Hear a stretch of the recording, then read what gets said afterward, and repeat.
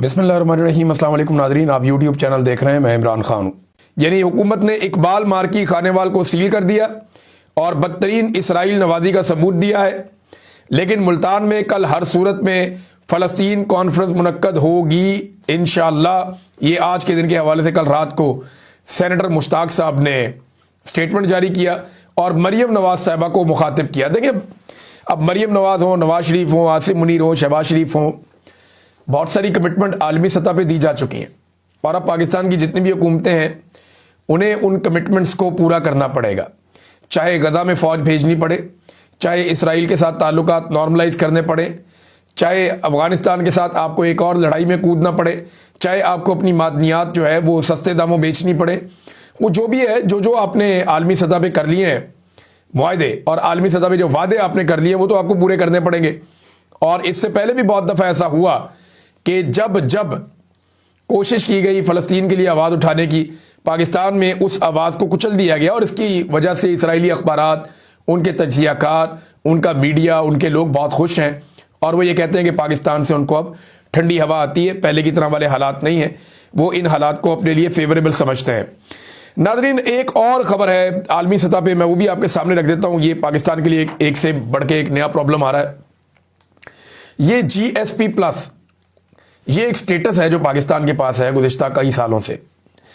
इस स्टेटस के तहत पाकिस्तान के जो ताजिर अपना माल लेकर जाते हैं यूरोप की मंडियों में, उन्हें टैक्सों से बहुत बड़ी छूट मिलती है और इससे वो ठीक ठाक पैसा बना लेते हैं। तो पाकिस्तानी ताजिरों को इससे बहुत फ़ायदा होता है। लेकिन GSP+ स्टेटस अगर आप अपने पास रखना चाहते हैं तो यूरोपीय ममालिक की कुछ शराइत हैं जिनको आपको पूरा करना होता है और उसमें ज़्यादातर चीज़ें जो हैं वो इंसानी हुकूक के हवाले से हैं। अब यूरोपीय यूनियन के सफ़ीर उन्होंने ये स्टेटमेंट दिया है कि पाकिस्तान को GSP+ तरजीही टैरिफ स्कीम के तहत अपनी जिम्मेदारियां पूरी करने के लिए मज़ीद इकदाम करने की ज़रूरत है, क्योंकि इस पर जल्द ही नज़रसानी होने वाली है। अब वो ये पिछले साल भी कह रहे थे, इस साल दोबारा से उनकी ये धमकी आई है कि इंसानी हुकूक के मामलात हों, जबरी गुमशुदगियों का मामला हो और सिविल सोसाइटी। अच्छा, एक और बड़ा पाकिस्तान को फ़ायदा है। पाकिस्तान में जितनी भी इंसानी हुकूक की तंजीमें हैं ना, ये जब यूरोपीय यूनियन में जाती हैं, अमेरिका में जाती हैं, अक़वाम मुत्तहिदा में जाती हैं, तो ये वही बात करती हैं जो पाकिस्तान की हुकूमत कहती है। इंटरेस्टिंग बात यह है कि पाकिस्तान की इंसानी हुकूक की तंजीमें काफ़ी हद तक पाकिस्तान की एस्टेब्लिशमेंट और पाकिस्तान की सियासी जमातों के कंट्रोल में है और इनका एक गठ जोड़ है। ये जो तंजीमें हैं ये बाहर जाके वो पिक्चर ही नहीं बताते जो रियल पिक्चर है पाकिस्तान के अंदर। लिहाजा पाकिस्तान में इंसानी हुकूक की तंजीमों के हवाले से भी बहुत सारा काम होना बाकी है। चंद चीज़ें ये रिपोर्ट करते हैं, बहुत सारी चीज़ें ये रिपोर्ट ही नहीं करते।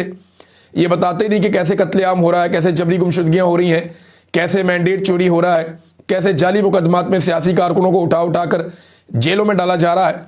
बहरहाल जो एक रिपोर्ट आई है IMF की, उसने खतरे की घंटी बजाई है।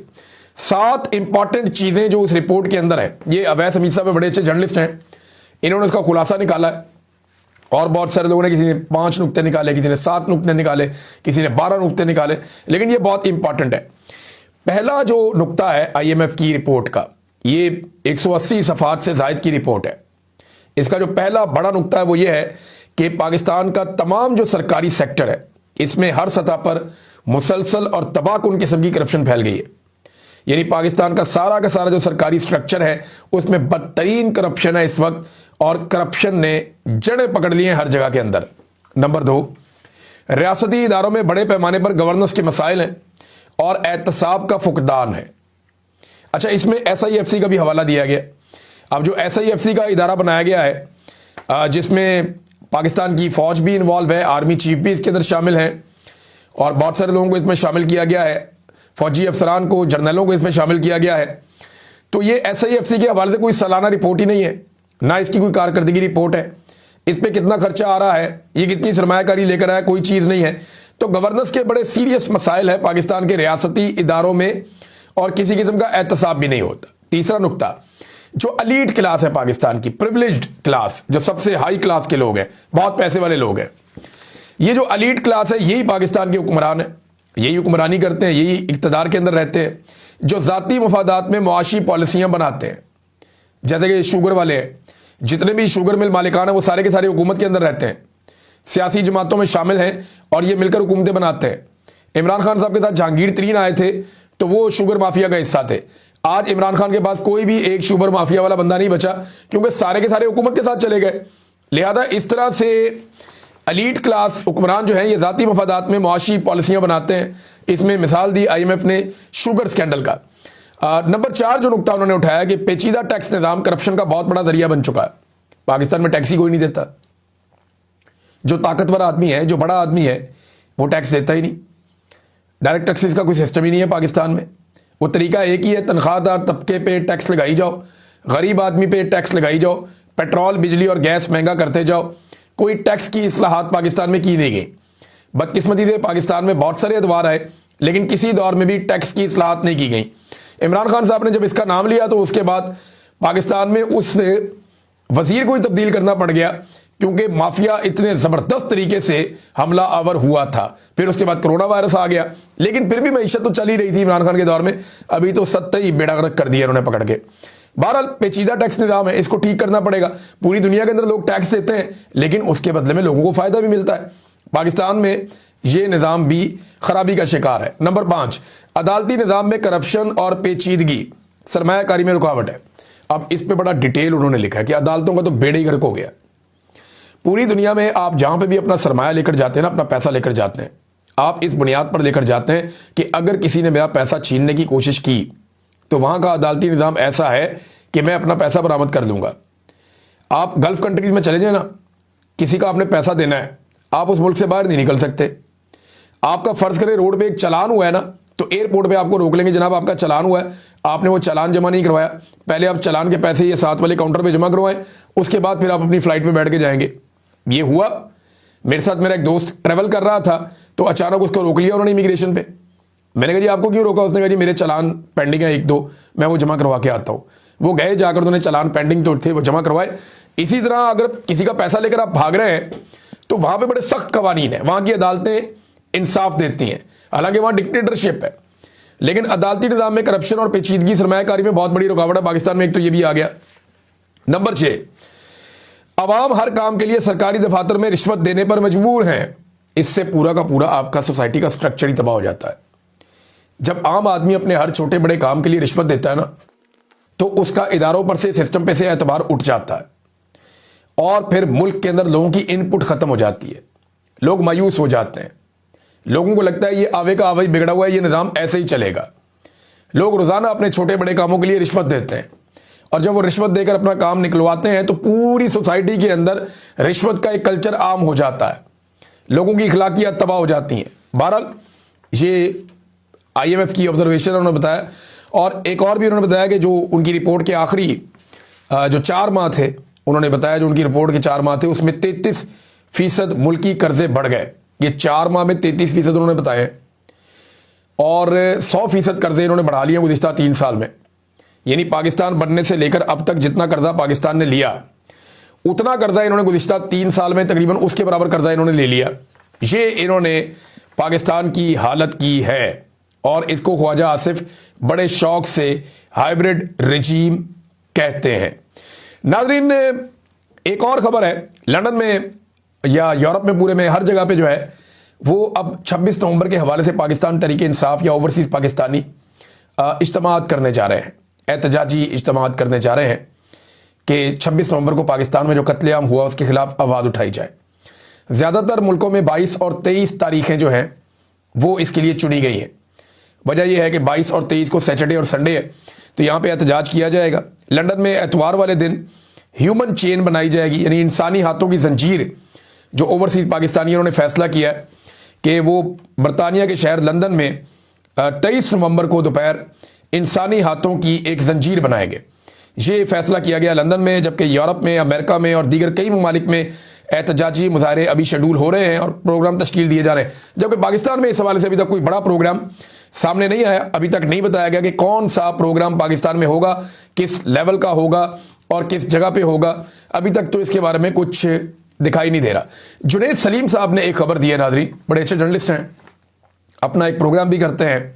थोड़ा उनके प्रोग्राम में मज़ा होता है, लेकिन क्योंकि जर्नलिस्टिक उनका बैकग्राउंड है तो खबरें उनके पास आती रहती हैं। उन्होंने कहा जी कि एक गैर मुल्की सफ़ीर ने, जो बड़ा ताकतवर मुल्क का सफ़ीर है, उसने हुकूमत से रब्ता किया। जब उसने देखा कि इमरान खान की बहनों के साथ क्या हुआ तो उसके बाद रब्ता किया, और इस मुल्क पर या इस मामले पर अपने मुल्क की जानिब से उन्होंने बताया कि तहफ़्फ़ुज़ात हैं जनाब और नाखुशी है। हुकूमत ने कहा जी हम मुलाकातें भी करवा देंगे, जो हुआ इसका अदाला भी कर देंगे, तलाफ़ी कर देंगे, हमें अब 30 दिन का वक्त ले लें। अब सफ़ीर ने कहा जी 30 दिन का वक्त का किस जवाब पे आप 30 दिन का वक्त मांग रहे हैं? 30 दिन का वक्त हुकूमत मांग रही है। मैंने आपसे बताया था ना कि जब तक के जो फील्ड मार्शल है उनकी चीज़ें सीधी नहीं हो जाती तब तक के लिए इमरान खान साहब की मुलाकातें रोकी जाएंगी, और जब तक ये कुछ आलमी सतह पे जो गेम है उस पूरे को अपने कंट्रोल में नहीं कर लेते तब तक इमरान खान साहब की मुलाकातें रोकी जाएंगी। अब नाज़रीन, एस्टेब्लिशमेंट का अगला टारगेट क्या है?